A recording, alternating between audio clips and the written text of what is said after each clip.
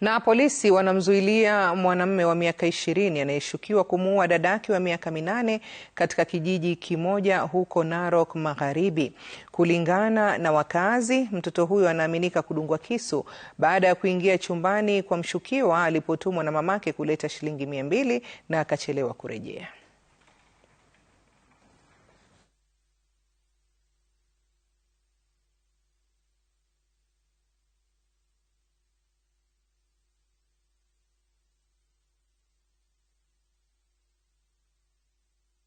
Mama yake ndio alituma mtoto mdogo akuje kutaa yeye shilingi 200.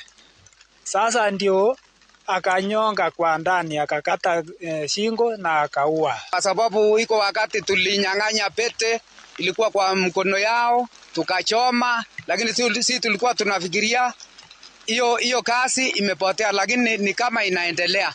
Lakini tena tumeweza kupata kwa nyumba yake ambayo anakaa vitu ambao tunaweza sema kijana anaabudu mashetani. Saa hii tunalilia serikali atuangalie.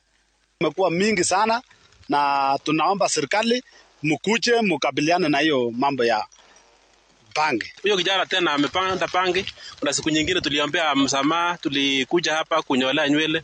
Ni kama ameingia mambo ya mashetani. Tunashangaa kwa sababu mtoto ile alikuwa anatembea jana tulipata ameuliwa. Being prepared and he will be arraigned in court to answer the charges by Monday.